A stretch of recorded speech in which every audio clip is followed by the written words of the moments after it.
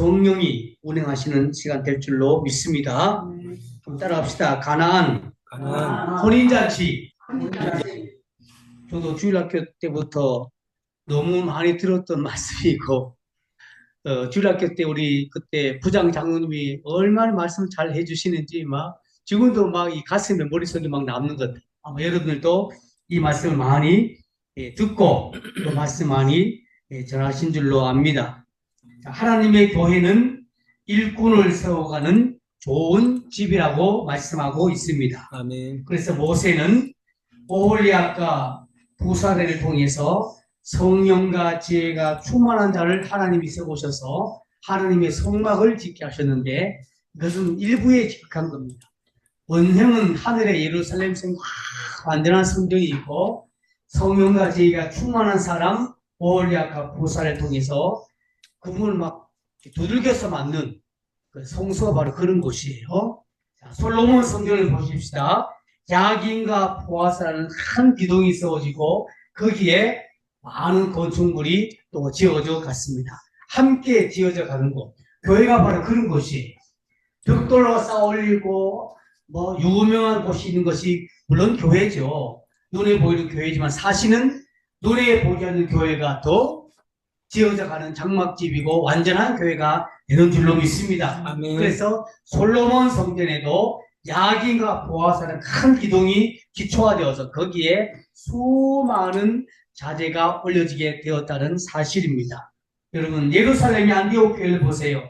성령에 감동된 자 따로 구별해서 교회를 세우고 일꾼을 세워 가는데, 여기에 바나바와 바울을 따로 그들이 가운데 두 분을 세워서 그들이 안수받고 선교사로 일을 하게 되었습니다. 여러분, 교회 일꾼에서 중요한 거예요. 목회자도 중요하고, 장로도 중요하고, 집사도 중요하고, 아멘 하기까지 해요. 선거도 중요하고, 아멘. 교사도 중요하고, 아멘. 바람스러운 문지기도 중요하고, 하나님의 성전은 누구나 다 용케하게 쓰임받는 겁니다. 마태복음 25장에 보니까 하나님은 모든 사람에게 달란트와 직분을 주셨습니다. 그것이 바로 어떤 재산의 인물의 어떤 건세의 유무에 따라 그런 것이 아니라 하나님이 뽑아서 세운 일꾼이라는 거예요. 아멘. 어떤 분은 1달란트, 어떤 분은 2달란트, 어떤 분은 5달란트. 근데 중요한 것은요, 성경 말씀 잘 보니까 각기 그들이 가서 장사를 해서 남겼다. 여러분, 열심히 우리가 장사를 해서 남겨야 됩니다. 아멘. 1달란트는 장사를 못하고 숨겨놓았어요. 그 돌아오는 결과는 악하고 게으른 종아. 천망을 듣게 되더라고요. 그런데 일반적으로 2달란트와 5달란트는요, 양이 엄청 많습니다. 1달란트 양도. 금으로 환산하면 굉장히 많은, 숫자가 많은 그런 달란트인데, 2달란트, 5달란트는 받은 사람들은 이것을 즉시 가서 뭐 했다? 장사. 뭐 했다고요? 장사하는 거예요. 즉시 달려가서 장사한 이후에 그들이 최소한 2배 이상을 남겼습니다. 그랬더니 돌아오는 결과는 아버지로부터, 예수님께로부터 착하고 충성된 종아. 장사하지 못한 자는, 땅에 묻어버린 자의 결과는 악하고 게으른 자이지만 5달란트 받은 사람의 돌아오는 결과는 착하고 충성되다. 여러분, 착하다는 말은 성경 말씀에 굉장히 중요한 의미를 가지고 있습니다. 마음이 깨끗한 자, 정직한 자. 마태복음 5장 8절에 말씀하기를 마음이 청결한 자는 복이 있나니 저희가 하나님을 볼 것이며. 어떤 자가요? 마음이 청결한 자. 시편 11편 7절 말씀에도 하나님은 의로우신 분이고 정직한 자에게 자신의 의를 내보이겠다고 말씀하셨어요. 어떤 자에게요? 정직한 자, 착한 자에게. 그래서 오늘 마태복음 25장에도 달란트 비유 가운데 착하고 충성된 종아가 있어요. 시편 125편 4절 말씀에도 하나님은 의로운 자와 착한 자들에게 먼저 선대하겠다 이렇게 말씀하셨어요. 그만큼 착하다는 것이 마음이 깨끗하다는 것이, 정직하다는 것이 얼마나 중요하고 인정받는지 알 수 있는 거예요. 아마 2달란트와 5달란트에 받은 자의 이 종은 그 마음 바탕이 착하다. 주님이 그대로 말씀하셨다. 착하고 충성되다. 말씀하셨어요. 아마 1달란트 받은 사람의 그 마음의 속성은 뭐하다? 악하고 게으르다. 이 정답이에요. 이곳에서 누가 말하지 않고 주님이 직접 말씀하셨기 때문에 이건 정답이에요. 악하고 게으른 자, 그리고 이쪽에는 착하고 충성된 자. 2차 세계대전 때에 아우슈비츠 그 악명 높은 수용소에서 살아남은 자가 소수입니다. 대부분 다 거기서 희생하고, 요즘 말하면 뭡니까? 가스실로 들어가고, 갑자기 샤워하다가 농약을 마시게 되고, 호흡도 대부분 다 거기서 희생을 하겠는데, 몇몇 사람이 살아나왔는데, 그 중에 한 사람이 목숨을 건져서 오스트리아 빈 대학의 교수가 되었는데, 이분이 정신과 의사가 된 겁니다. 로고테라피라는 의미요법을 이분이 만들어서 가르치는 정신과 의사가 되었어요. 자, 이분이 어떻게 성장이 되었는가? 포로 수용소에서 가만히 겪어보니까 크게는 2가지, 또 세부적으로 3가지 종류의 살인자 것을 이분이 발견한 겁니다. 첫 번째 사람, 아휴, 나는 여기서 이제 죽는구나. 내 사랑하는 부모님, 형제, 얼굴도 보지 못하고 여기서 나는 마지막 인생을 종집을 짓겠구나. 그 사람은 100%다 죽어가는 거예요. 생각, 마음 자체가 이미 삶의 의욕이 없습니다. 그러니까 점점 자신도 모르게 의욕이 상실되어지고 로스, 점점 죽어지는 것을 알게 돼요. 다 죽더랍니다. 절망 때문에 죽는 거예요. 고통과 아픔보다는 절망 때문에 사람이 그냥 낙심이 되는 거예요. 2번째 사람은 그와 반대로 나는 어쨌든지 살아나야겠다. 아멘. 이런 환경 절망에서 나는 끝까지 나는 살아나야겠다. 그런 사람은 소수가 살아남더랍니다. 요즘 말하면 어떤 사람? 막 끈질긴 사람이 있잖아요. 독한 사람. 이런 사람은 끝까지 살아남더랍니다. 근데 중요한 것은 3번째 사람이 더 중요합니다. 믿음의 사람이 있어요. 평소 그 가정과 가문이 부모로부터 친구로부터 전해받은 이 복음 때문에 그 사람 살아남았는데, 이 사람은 의미욕구의 무엇인지 알게 되었습니다. 그래서 자신도 물론이지만 나보다 더 어려운, 실망하고 절망하고 낙심하고 이런 자에게 가까이 가서 하나님이 너를 도와주실 거다. 하나님이 너를 나와 함께 이 생존에서 일으켜 주실 것이다. 그들에게 오히려 믿음을 심어주고 그 어려운 악독한 환경 속에서 무엇을 전했다고요? 주의 복음을 전한 사람이죠. 3번째 사람. 살아남습니다.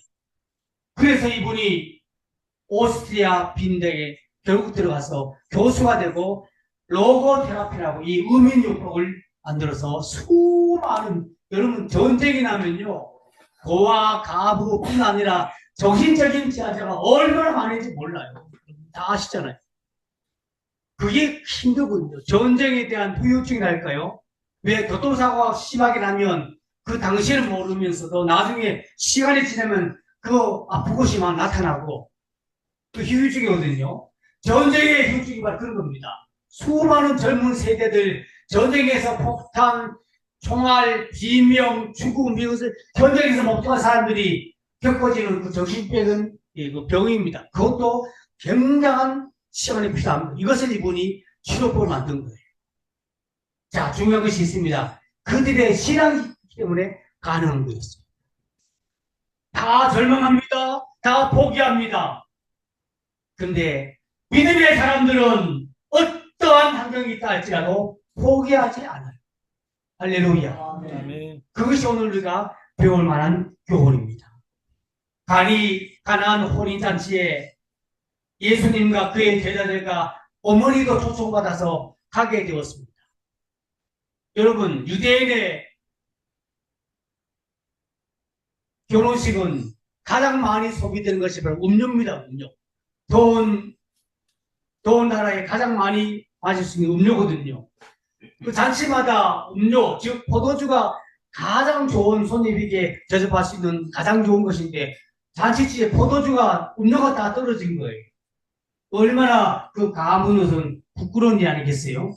그렇지만 오늘 저는 두 가지는 저는 발견합니다. 첫 번째, 포기하지 않습니다. 자, 물이 떨어지면, 음료수 떨어지면, 자, 손님 보면 받아라. 섭외하고 말 텐데, 손님은 계속해서 쫓아 들어오지요. 그런데 포도주가 없는 거예요. 그래서 오늘 대화 중에 중요한 것을 우리가 찾게 됩니다. 예수와 그의 제자들도 어머니와 함께 청함을 받았는데 포도주가 떨어졌어요. 자, 그래서 말씀합니다. 저들에게 포도주가 없다 합니다. 하니까 4절에 예수께서 말씀합니다. 여자여, 자기 어머니에게 하신 말씀이에요. 나와 무슨 상관이 있나이까? 내 때가 아직 이르지 아니하였나이다. 여러분, 이 때라는 것은요, 물론 뭐 크게는 예수님 구속사적인 때겠지요. 그런데 저는 이 본문을 보면서 깜짝 놀란 일이 있습니다. 그 때가 언제냐? 가나 혼인잔치에 신랑 신부와 그 주인이 사실은 주인 아니겠어요? 나중에는요, 11절 가서 보면 주인이 바뀌어버립니다. 그 주인이 때가 누굴까요? 예수. 물론 예수님께서 십자가의 사건에서 그때도 다 여기 묻혀 있습니다만 지금 현재 가나안 혼인잔치에 그 모든 잔치집의 주인은 신랑 신부 사람이 아니라 결국 하나님의 아들임을 나타내고자 하는 그 가나안 혼인잔치에 예수님이 주인이에요. 이게 바뀌어버립니다. 자, 그래서 말씀 보니까 이 대화 중에요 너무너무 많은 것들이 있습니다. 자, 내 때가 아직 이르지 아니했습니다. 자, 그의 어머니가 하인들에게 말합니다. 너희에게 무슨 말씀을 하시든지 그대로 하라. 이 순종 아니겠어요? 순종이 제사보다 낫습니다. 듣는 것이 수양의 기름보다 낫다고 이미 사도 예수는 고백하고 있어요. 여러분 보십시오. 손님들에게 필요한 것은 떡과 음료가 필요한데 아마 떡은 많이 준비되어 있습니다. 그런데 음료가 없는 것. 예수의 어머니가 아마 성장하면서 예수님에 대해서 응답받고 살아온 모든 환경을 볼 때 그에게 말씀만 복종해라. 그가 무슨 말씀을 하시는지 그대로 하라고 이미 지시해 놓고 있습니다. 자, 그랬더니 몇 가지 우리가 따르고 순종할 수 있는 몇 가지 행세가 나옵니다. 여러분, 유대인의 6절에 정결 예식에 따라 두세 통 드는 돌 항아리 6이 놓였는지라. 아마 출입할 때 먼지가 많아서 그 항아리에 물을 또 넣으면 그 손돌 씻기도 하고 발을 씻기도 하고 아마 유대 정결 예식이 그렇습니다. 특별히 뭡니까 축하자리에 가면 더 정결 예식이 필요한 거겠지요. 그런데 그 항아리가 저 창고에 6개가 쌓여져 있는 거예요. 그것을 아시고 돌 항아리에다가 물을 채우라는 거예요. 하인들이 별다른 얘기도 없습니다. 보니까 뭐 일반 사람들은 하필이면 창고에 먼지 쌓인 항아리가 왜 필요합니까? 왜 물을 왜 채워요? 왜 옮겨야 됩니까? 물론 뭐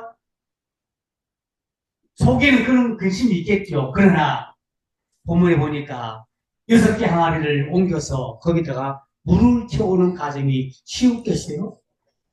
여러분 그 열대 유대인의 유대 땅에 물이 쉽게 구할 수 있겠냐고. 차라리 포도주 채우면 더 쉽겠어요. 이웃에 가서 포도주를 구해서 채우면 더 쉽겠는데 물을 채우라니 얼마나 힘든 일이겠어요. 어쨌든 물을 채우기 시작합니다. 이 물을 채워서 이제는 연회장에 갖다 줘야 하는데 옮기는 과정 속에 이미 물이 변하여 포도주가 되어버렸어요. 할렐루야. 예수님이 말씀하시기를 물이 변하여 포도주 됐네. 제가 여기는 주일학교 때 들어가지고 거친 파도가 잔잔해졌네. 죽은 나사로가 산. 우리 주일학교 부장 장로님 이걸 가르치는데 율동을 막 하면서 그 지금도 기억이 생생납니다. 3살 버릇이 엿가는 게 맞아요. 성경에 어린아이 때부터 성경을 부지런히 가르치라. 그러면 늙어서 떠나지 않겠다. 그 말씀이 3살 버릇 엿간다는 거예요. 그 장로님 막 땀을 뻘뻘 흘리면서 이거 율동에서 가르치는데 얼마나 막 귀에서 떠들어요. 노아 할아버지 집어짓는다. 너무너무 생생해요, 굉장히. 자, 보십시오. 물돈 하인들이 항아리에 물을 가득 채우고 옮깁니다. 옮기면서 보니까 최고의 극상품 포도주가 된 것입니다. 맛을 본 위원장은 압니다. 이 포도맛이 어떤지. 평생을 포도밭을 하면서 일구던 그 포도맛을 보고 살아왔던 이 연회장이 모르겠어요. 그 포도맛, 항아리에 담긴 포도주를 찍어보니까 어저께 마셨던 포도주가 아니었어요. 오늘 마시던 포도주가 아니었습니다. 왜 그럴까요? 주인이 바뀌었기 때문에. 이 포도주는 최고의 완제품, 최고의 맛을 자랑하는 극상품의 포도주가 된 줄로 믿습니다. 아멘. 이야, 이제 주인이 바뀌었거든요. 잘 생각해 보세요. 하인들이 이웃에 가서 포도주를 빌려서 담을 수 있습니다. 근데 그 맛은 그 맛이에요. 그런데 물돈 하인들 연회장이 마시니까 전혀 다른 말씀을 알게 되는 것입니다. 자, 보십시오. 10절에 말하되 사람마다 먼저 좋은 포도주를 내고 취한 후에 낮은 것을 내고 늘 맛이 바뀌었다는 것이죠. 그대는 지금까지 좋은 포도주를 주었다. 이 말씀이 반증하는 거죠. 왜냐? 누가 만든 작품이에요? 예수님이 만든 작품이기 때문에 최고의 극상품입니다. 아멘. 아멘. 할렐루야. 아멘. 요한복음 15장에 보면 예수님은 포도나무, 우리는 가지, 하나님은 농부라고 표현하고 있습니다. 농부는 이미 수년 전에 땅을 매입하고 울타리를 세우고 작은 여우가 들어오지 못하도록 거의 울타리를 다 세웁니다. 거기다 뭘 심어요? 포도나무를 심습니다. 포도나무는 나무 심은 지 3년 이상 되면 이제 포도가 맺히기 하는데 1년이 지날 때마다 숨이 나고 거기에서 포도송이가 나오는데 이 포도나무는 여러분 아는 것 같이 어떤 제목으로도 어떤 기구로 사용할 수 없는 것이 바로 포도나무입니다. 막 비틀어지고 쪼개지고 갈라지고 뭐 껍데기 벗겨지고 포도나무는 그렇게 자라요. 그러면서 순이 되면 봄이 되면 순이 나와서 포도송이가 맺히는데 포도나무를 하나님이 농부이신 하나님이 심었습니다. 3년이 지나고 1년째가 되었는데 포도나무에 가지는 자라도 순이 나지 않는 거예요. 그때 농부는 결심합니다. 이 포도나무를 더 이상 심어서는 손해입니다. 손해. 인건비 나가야죠. 거름 비료가 나가야죠. 근데 새순에서 포도송이도 맺히지 않고 아무 열매가 없다. 그러면 농부는 결심하듯 창고에 들어가서 낫을 가져옵니다. 낫을 가져와서 포도나무 가지를 다 쳐버려요. 너는 쓸모없다는 거예요.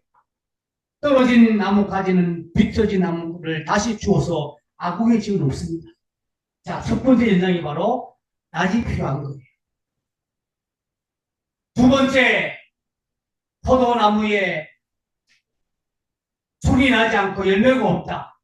1년을 내버려 주셔서 다음에 또 포도나무에 순이 나지 않고 가지가 나지 않고 여기에 열매가 없다.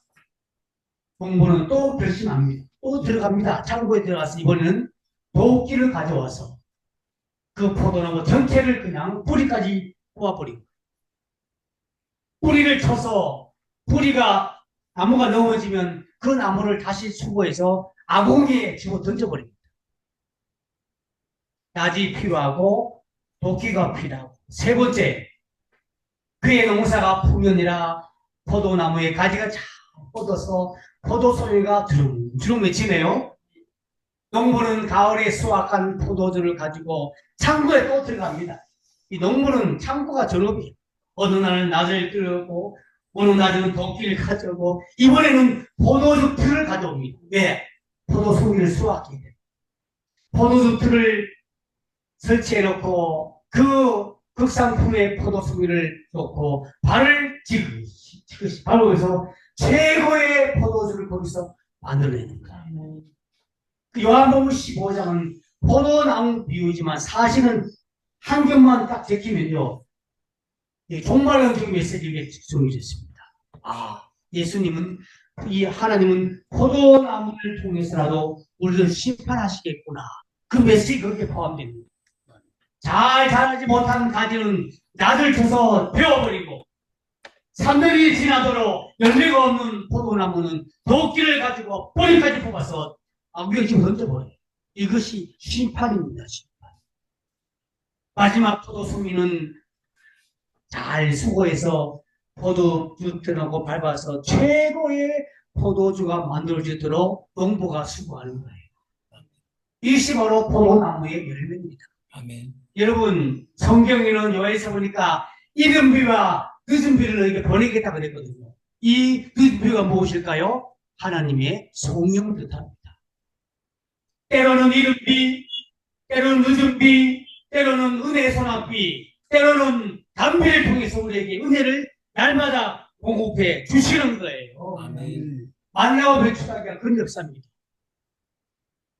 이 오해서에는 이른 비와 늦은 비, 젊은이와 늙은이가 아비들이 꿈을 꾸고 한숨을 보고 영원할 것이요. 그게 성령 역사 아니겠어요? 그래서 포도나무의 비유는 결국은 심판에 대한 메시지가 더 강하다는 것을 알 수 있어요. 아, 농부가요, 이 포도 송이를 얻기 위해서 그렇게 수고하시잖아요.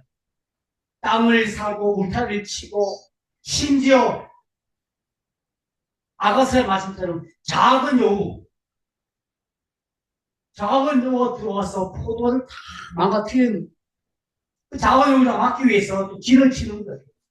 오늘 하나님의 교회에 작은 여우가 들어와서 그냥 막 넘어뜨리고 혼란시키고 파괴하고 비틀거리게 만들고. 여러분, 아모스 8장에 보니까 얼마나 사람들이 많이 왔는지 북에서부터 동까지 그들이 막 비틀거리면서 여호와의 말씀을 구하려고 달려서 왕래했지만 어찌 못했다고 그래요. 세상이 그렇게 달려갑니다. 빠르게 가지요, 급하게 가지요, 옆 사람 모르죠, 자기밖에 모르죠, 이기주의죠, 교회 누가 쓰러지고 아파지고, 선교사들이 뭐 하는지 관심도 없어. 그냥 세상 말로 비틀거린다. 사람들이 그렇게 동에서부터 동서남북 미어터지게 많아도 대부분 가만히 보는 거 사람들 비틀거려. 말씀 없기 때문에 비틀거린다는 거. 할렐루야. 아멘. 여러분, 그날의 아름다운 소녀와 젊은 남녀가 다 같이 피곤하여 타파진다고 그랬어요. 예, 무엇이었기 때문에? 말씀이 없기 때문에. 여호와의 말씀은 생명의 빛이요 구원의 반석이요 구원의 불인 줄로 믿습니다. 아멘. 시편 24편에 땅이 깨어지고 또 깨어지며 땅이 메말랐다는 뜻이죠.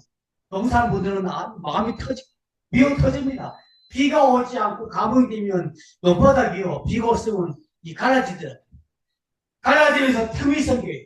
이야, 그 농부의 마음이 갈라지고 찢어지고, 아니 이 세상에 많은 사람이 비틀거리고 조롱하고 이럴 때 아버지의 마음이 얼마나 미어터지겠냐고. 막 논바닥에 갈라지듯이 그렇게 미어터질 것 같아요. 땅이 흔들리고 흔들리면서 마침 표현하기를 시편 기자는 땅이 지에서 비틀거린다, 그렇게 표현하고 있는. 살려달라고 막 고함치는 거 들어보셨죠? 한번 제가요 중국 가서, 중국에 가면 배낭 하나 메고 이 동네 저 동네로 막 다니거든요. 배낭 메고 버스 타고 시내버스 타고 막 다니면서 하는데 어느 날 하나님이, 중국은 진짜 사람 많더라고요. 중국 사람 많아. 인도네시아 진짜 사람 많아. 시골이고 장터고. 그날따라 제가 장소를 옮기기 위해서 버스 타고 가는데 얼마나 사람 많은지 그냥 뭐 손잡이 없어도 그냥 서 있으려고. 그런데 제가 거기서 하는 은혜를 경험했습니다. 아멘. 차를 타고 이동하는데 한 40분 가야 될 거리를 한 중간쯤 왔을까요? 가다 서다가 가다 내리고 타고 이렇게 하잖아요. 근데 이동하는데 하나님이 제 문을 확 열어주시는 거예요. 저는 피곤해서 눈 감고 그냥 막 손잡이 잡무도 많고 그냥 쏠려서 가는데 하나님이 제 눈을 확 열어주시는데요. 놀라지 마세요. 하나님이 보호사는 많은 영혼들이 막 손을 들고 살려주세요, 살려주세요 이러더라고요. 아, 이 마음이 제가 보면서 야, 진짜 중국이 복음이 필요한 나라구나. 역으로 생각해 보았어. 하나님이 중국의 신비 사목대로 영혼을 보면서 얼마나 마음이 미어 터질까 그 생각을 해보았습니다. 이것이 아버지의 마음이고 이것이 성교사의 마음이 되는 거예요. 그 영혼들이요 그냥 막 손을 들고 막 살려달라고. 먹을 것이 없다는 거예요. 양식이 말씀이 없으니까 물론 굶주리죠, 비틀거리죠. 말씀 그대로예요. 아모스 10회 말씀처럼 땅이 갈라지고 막 흔들리고 비틀리고 수많은 사람이 북의 동으로 막 왕래하고 탈지라도 청년도 그렇고 남녀 정도가 다 피곤하고 비틀고. 야, 보면서 제가 이것이 아버지의 마음이고 이것이 선교사의 마음이겠구나. 그래서 선교사님들이 현지에서 예배도 세우고, 할렐루야. 지도자도 세우고, 일꾼도 세우고, 여기에 또 뭘 세워야 됩니까? 다른 교회도 세우고. 교육사역, 심사역, 말씀사역, 이런 사역 통해서 하는 나라가 확장되는 것이 바로 선교의 중요한 일 아니겠어요? 아멘. 땅이 막 끼어지고, 복잡합니다. 흔들리고, 비틀거리고 사람들이 양식이 없어서 그렇다는 거예요. 양식이 없어서. 오늘 본문에 많이 보면 포도주가 떨어졌습니다. 이건 현실이거든요. 현실. 뭐 미래가 아니라 미래에 알았다면 연회장은 다 준비했겠죠. 넉넉하게. 물론 다 넉넉하게 준비합니다만 그날따라 포도주가 떨어졌어요. 왜냐? 하나님이 일하시려니까 그렇게 된 거예요. 참 신기합니다. 그 연회장이 왜 준비 못했겠어요? 어머니의 말씀이 중요합니다. 너에게 무슨 말씀을 하시든지 그대로 하라. 아멘. 그래서 오늘 본문에 보니까 세 가지 하인들이 순종합니다. 첫 번째, 돌 항아리 6개를 확인합니다. 확인했겠죠? 채우려 했으니까. 그리고 항아리에다가 물을 채웁니다. 옮겨서 채웁니다. 그리고 그 포도주를 담긴 항아리를 연회장에 갖다 주어라. 또 순종합니다. 그랬더니 연회장이 그 포도주 맛을 보고 너무 놀랍니다. 손님들이 더 놀랍죠. 완벽한, 요즘은 완전한 제품이 나오니까. 자, 그래서 11절 말씀 보면 예수님께서 이 첫 표적을 갈릴리 가나에서 행하여 그의 영광을 나타내심에 제자들이 그를 믿으니라. 큰 목적이 있습니다. 요한복음은 특별히 한 가지 목적, 예수님이 하나님의 아들임을 강하게 전하는 메시지가 요한복음이거든요. 종의 복음도 있고 사자의 복음도 있지만은 요한복음은 예수님이 하나님의 아들이십니다. 그는 이제 바닥이 쫙 깔려 있는 거예요. 그래서 첫 번째 행한 이적이 뭐냐? 오늘 말씀이 그의 영광을 나타내심에 제자들이 그를 믿게 되었다는 거예요. 자, 자기의 최측근, 물론 친척도 있습니다만 예수님이 실제로 뽑았던 12제자가 가장 측근이면 측근입니다. 그들에게 이 복음을 먼저 믿게 하는 거예요. 할렐루야. 그리고 좋은 표적을 행한 이후에 뭐 있습니까? 두 번째 큰 사건은 예수님이 이 호린잔치에 손님이 객이 아니라 뭐라고요? 주인. 뭐라고요? 주인이 바뀌었다는 거예요. 야, 연회장의 포도주를 받는 것이 아니라 이 포도주는 물이 변하여 예수님이 말씀하셨기 때문에 바뀐 거예요. 그럼 영적으로는 이 가나 호린잔치의 주인은 누구예요? 예수님이 된 거예요. 야, 그래서 야, 하나님 말씀이 이렇게 여기나구나.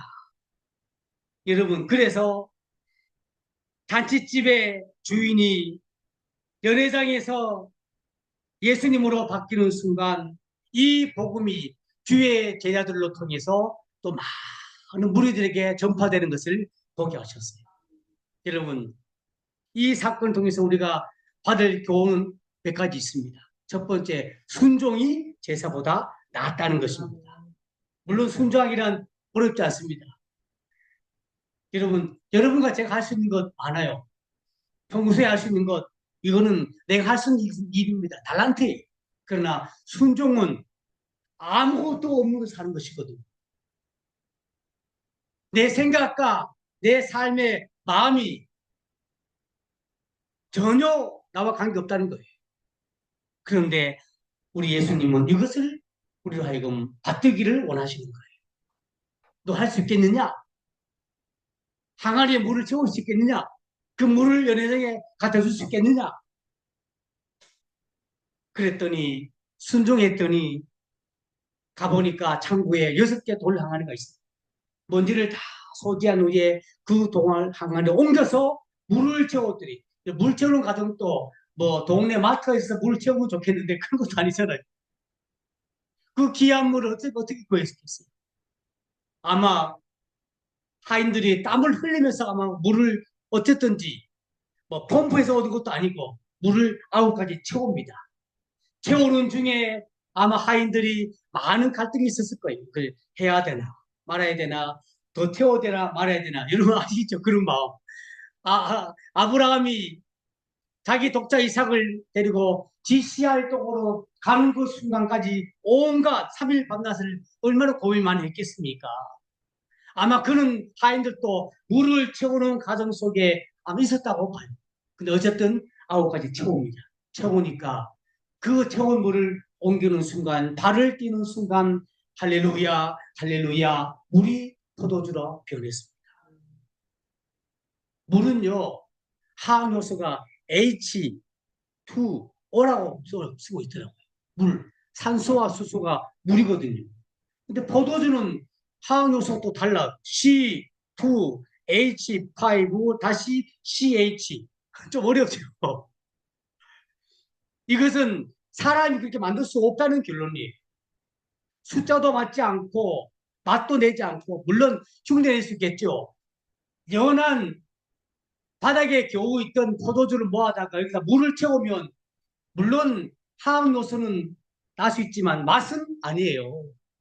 맛은 포도주 맛도 아니고 물 맛도 아니고 아무것도 아닙니다. 그런데 C2H5CH 포도주는 완전한 포도주예요.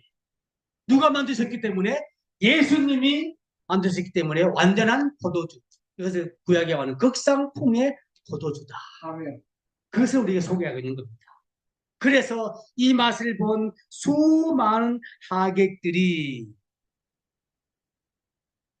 포도주가 좋은 것을 자 말하되 날마다 사람마다 먼저 좋은 포도주를 내고 마신 후에 낮은 것을 내거늘 그대는 지금까지 가장 좋은 포도주를 내었다. 그대로 고백입니다. 연회장이 말하지 않아도 포도주를 마신 하객들의 고백이 이 고백이 어떻게 이 포도주가 이렇게 났느냐. 내가 마셔본 것 중에 가장 완벽한 포도주다. 할렐루야. 그것을 마십니다. 여러분 우리 삶도 성교하는 과정에도 저와 여러분이 얼마나 많은 어려움이 있겠습니까? 순종하지 못할 일도 있을 수 있고요. 또 순종한 자체가 너무 가정이 힘든 것도 많아요. 그럴 때 하나님 앞에 어떻게 해야 되겠습니까? 오늘 요한복음 2장을 기억하시면서 저와 여러분이 순종이 이렇게 위대한 힘을 낳는구나.